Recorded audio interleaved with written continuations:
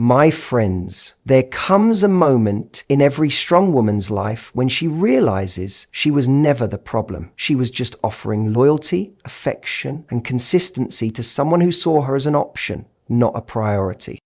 And here's the truth. When someone treats you like an option, it's not just an insult, it's information. It's a reflection of how they value your presence. And once you see that clearly, everything changes. When someone treats you like an option, it creates an emotional imbalance. You're the one who's constantly investing, hoping, waiting for a message, a plan, a sign of effort. And they know they can come and go. They know they don't have to try that hard because you'll always be there. That dynamic puts you on the back foot emotionally. It puts you in a state of constant chasing while they sit comfortably in a position of control. But here's the moment that changes everything, when you finally realize that you get to choose. You're not at their mercy. You're not waiting to be chosen. You stop asking, why doesn't he see my worth? And start thinking, why am I giving so much of my energy to someone who doesn't show up for me? That's where the emotional power shift begins.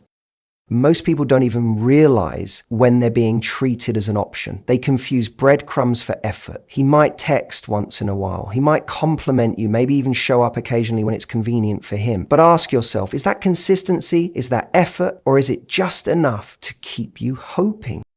Real effort is consistent. It doesn't leave you wondering. And when a man isn't consistent, he's telling you exactly where you stand in his life, even if his words say otherwise. You have to be brave enough to see the difference between attention and intention.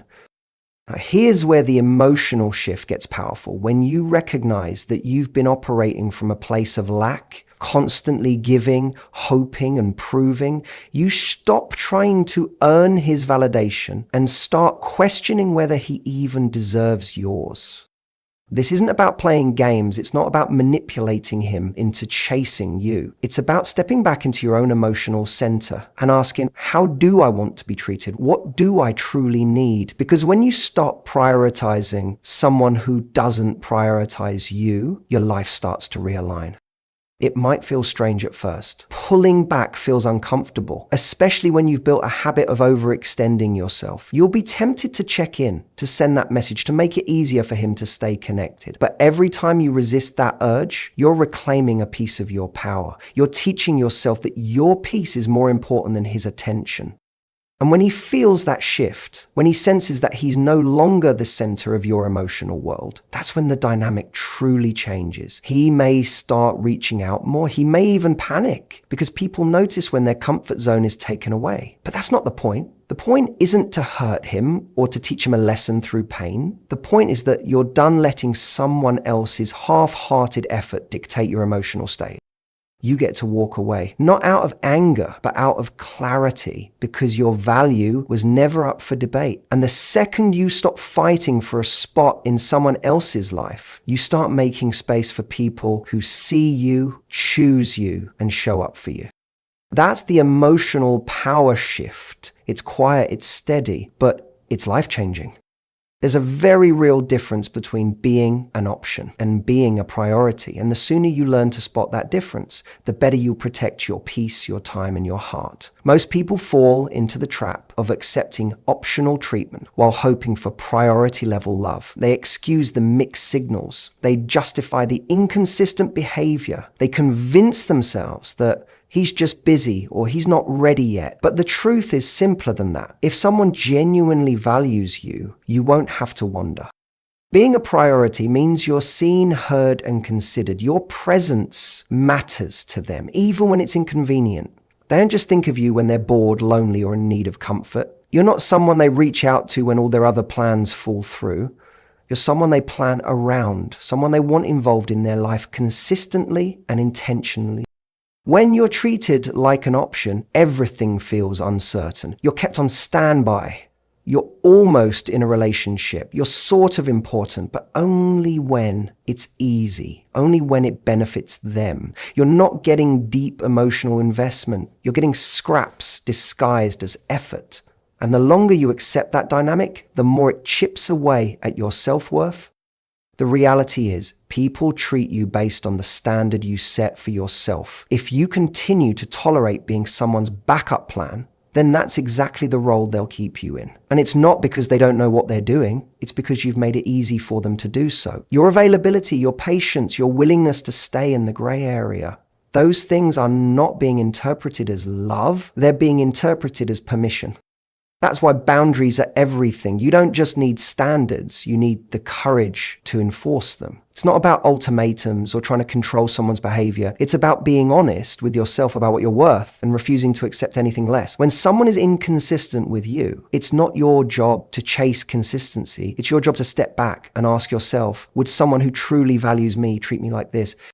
It's easy to romanticize potential, to hang on to the good moments and to hope that things will change. But the way someone treats you when things aren't easy, that's what tells you everything you need to know. Do they show up when it matters? Do they communicate clearly? Do they make time for you? Or do you always feel like you're fighting for space in their life? When someone sees you as a priority, you feel secure. You don't question your place in their world. You don't overthink every text or reread every message looking for hidden meaning. And that peace, that is what you deserve.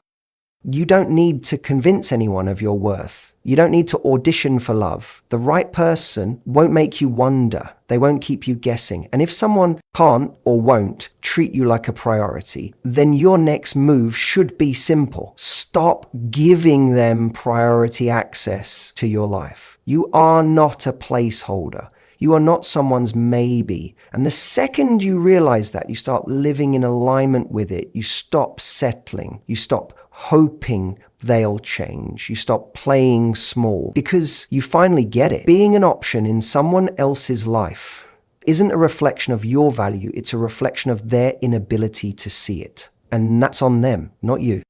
The most powerful thing you can do is nothing at all. Not the emotional texts, not the long explanations, not the begging for clarity, just silence, distance, space. It's in that space that reality hits the hardest. When you stop showing up like you always have, consistently, loyally, predictably, it disrupts the dynamic. Suddenly, the person who treated you like an option is faced with your absence. An absence is a powerful mirror. It reflects back everything they've taken for granted. We're often taught to believe that communication is everything. And yes, communication is important, but not all situations call for words. When someone already knows they've been inconsistent, when they've seen you pour effort into a one-sided connection, they don't need more of your words, because silence forces a person to sit with their choices. When you remove yourself from someone's life, not with drama, not with revenge, but with quiet strength, they begin to notice the void. The texts stop coming from you. The emotional labor you always carried is no longer there. Your energy, your presence, your softness, it's all missing. And that absence says far more than another conversation ever could. Distance teaches what presence could not. While you were there, while you were accessible, they may have thought you'd never leave, that they could push boundaries, disappear and reappear when it suited them, and you'd always be waiting. But when you pull back, you shift the power dynamic. You stop feeding the cycle. You stop enabling their complacency. And this isn't about punishment. It's about protecting your peace and letting reality do what it needs to do. You're no longer giving them the luxury of your constant reassurance. You're no longer making it easy for them to offer the bare minimum and still keep your attention. And that change, that silence, it's loud. It unsettles people who've grown used to taking you for granted.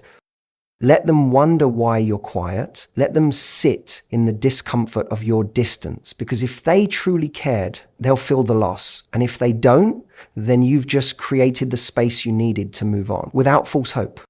Sometimes we over-explain ourselves in an attempt to be understood. But if someone hasn't valued your presence already, more words won't change that. At a certain point, clarity doesn't come from conversation, it comes from consequence.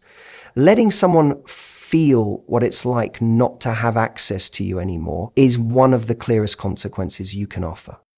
something happens. You begin to hear yourself more clearly. Your needs, your pain, your worth, they rise to the surface. You get to separate your identity from their inconsistency. You remember who you are outside of that emotionally draining dynamic. The distance isn't just for them to reflect, it's for you to heal. This is how you start reclaiming yourself, not by yelling louder, not by proving harder, but by becoming unavailable to what no longer serves you. And if that silence teaches them something, good. But if it doesn't, that's okay too, because the lesson wasn't really for them. It was always for you to remember your value and to stop offering it to someone who never treated it with care. Let silence speak. Let distance deliver the message. Let go not with bitterness, but with boundaries. And trust that what is meant for you will never require you to beg, to chase, or to stay small. Walking away isn't about revenge. It's not about making someone suffer or proving a point. It's about reclaiming your self-respect after it's been stretched thin by someone who didn't show up for you in the way you deserved. When a man treats you like an option, it's easy to get caught in a loop of overthinking, trying to decode his behavior, wondering what you could have done differently. But at some point, you have to realize that your value doesn't diminish just because someone failed to see it. Leaving isn't about punishing him, it's about protecting you. It's about no longer participating in something that's hurting you. You're not walking away to make him feel pain. You're walking away because you finally realize that you've been living in pain long enough. That constant uncertainty, that emotional exhaustion from giving too much and receiving too little, it's been costing you more than the relationship was ever giving. When you finally choose to stop showing up for someone who didn't consistently show up for you, that's not bitterness, that's growth, that's clarity. The pain he may feel as a result isn't something you aimed for. It's a natural consequence of losing someone who gave him too many chances. It's what happens when someone finally experiences the absence of what they assumed would always be there. And that's key. He didn't think you'd walk away. He thought your patience would stretch forever. He thought your heart would always stay open, no matter how coldly he treated it. But love without respect is manipulation. Connection without consistency is confusion. And your healing begins the moment you stop allowing either. Reclaiming your self-worth doesn't come from a big dramatic exit. It comes from the quiet decision to stop showing up for someone who left you guessing more than they gave you answers. It comes from realizing that being strong doesn't mean staying and enduring. Sometimes real strength is found in the leaving, in knowing that you still care, but you care about yourself more now. And when he starts to feel that shift, when the calls stop, when the effort he once ignored is no longer there, it might hurt him. He might feel the sting of your absence, the echo of your silence. But again, that's not because you intended to hurt him. That's simply the ripple effect of your healing. That pain is not your responsibility. You are not in charge of how someone reacts to your boundaries. You are in charge of honoring yourself. You're not leaving to make him regret. You're not moving on to make a statement. You're doing it because you finally realize that staying would be betraying yourself. And that's the moment everything changes. Because when you make that choice, you start sending a different message, not to him, but to yourself. You're no longer available for half love, for broken promises, for almosts. You become unavailable to people who don't know how to value you. And that's when your world begins to shift. People will treat you the way you treat yourself. And when you walk like you know your worth, you stop attracting the kind of energy that thrives on your doubt. But with grace, let your actions speak the truth you've known all along, that you deserve more. And if he feels the pain of your absence, so be it. Let it teach him something, but let it also remind you of everything you finally decided to no longer tolerate. That's not revenge, that's self-respect. And it's the most powerful move you'll ever make. There's a question that quietly haunts many people after they've been treated as an option. Why wasn't I enough? It's the question that keeps you up at night, that fills your head with doubts, that pushes you into comparing yourself to others. You start looking for flaws, overanalyzing conversations, searching for answers in places that only bring more pain. But the truth is, that question is rooted in the wrong mindset. It's not about whether you were enough. It's about why you allowed someone to give you less than you deserve and called it love.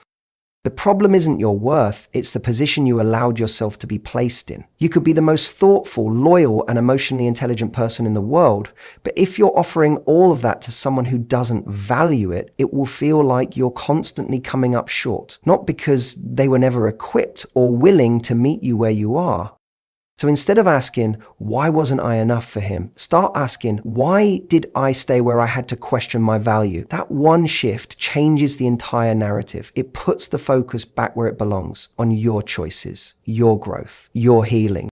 Because love is not a game of proving yourself. The right relationship doesn't require you to audition. The right man doesn't leave you feeling like you're in a constant competition for his time, his effort, or his attention. He doesn't make you wonder where you stand. He makes it clear. When someone gives you the bare minimum and you accept it, you begin to internalize that as your standard. Over time, it can wear down your confidence, your voice, your ability to recognize what healthy love even looks like. You start settling for crumbs, telling yourself it's just a rough patch or that things will get better. But often, what you're calling potential is really just emotional inconsistency dressed up in hope. That's why reframing the story is so important, because as long as you keep asking what you could have done better to keep someone who never tried to keep you, you're missing the real lesson. The lesson isn't how to become more lovable for the wrong person. The lesson is learning to walk away from anything that makes you forget how lovable you already are. The moment you stop seeing his inability to commit as a reflection of your worth, you free yourself from a cycle that was never yours to fix. His confusion, his lack of effort, his emotional unavailability, that's not your burden to carry. That's his journey. And maybe one day he'll realize what he lost. Maybe he'll grow. Maybe he won't. But by then it won't matter, because you won't be sitting in that same place waiting to be chosen. You'll be busy choosing yourself. You are not someone's almost. You are not someone's second thought. You were always enough. He just wasn't capable of receiving the kind of love you offered. And that's okay. Not everyone is meant to stay. But every experience is meant to teach. So rewrite the question. Don't ask why you weren't enough. Ask why you gave someone so many chances to show up when they clearly didn't want to. And then let that awareness be the beginning of your transformation, the beginning of you never settling again. Because the day you stop asking to be enough is the day